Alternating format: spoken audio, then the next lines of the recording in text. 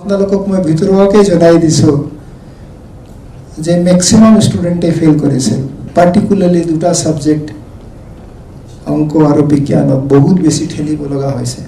শিক্ষাৰ মানদণ্ড উচ্চ হৈছে যদিও মই 2018 চনৰ পৰাই মাধ্যমিক শিক্ষা যিটো ছিষ্টেম আছে তাৰ পৰীক্ষাৰ লগত জড়িত, তাত কিন্তু মই এতিয়াও পৰিলক্ষিত কৰোঁ যে ইংৰাজী, অংক, গণিত আৰু বিজ্ঞান তাত আমি যিটো ছাকচেছ পাব লাগিছিলে সেই ছাকচেছ নাই।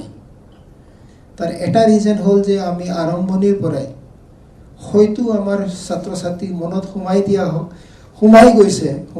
হোৱা নাই, বাট সোমাই গৈছে যে অংক আৰু বিজ্ঞান খুব টান বস্তু, আৰু তাৰ কাৰণে হয়তো আমি যিটো ফলাফল পাব লাগিছিলে সেই ফলাফল পোৱা নাই।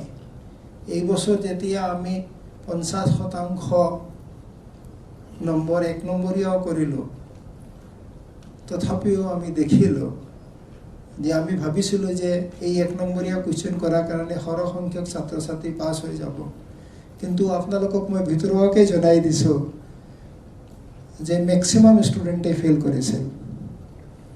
আমি কিবা নহয় কিবা প্ৰকাৰে অলপ ঠেলি মেলি পাৰ্টিকুলাৰলি দুটা ছাবজেক্ট অংক আৰু বিজ্ঞানত বহুত বেছি ঠেলিব লগা হৈছে।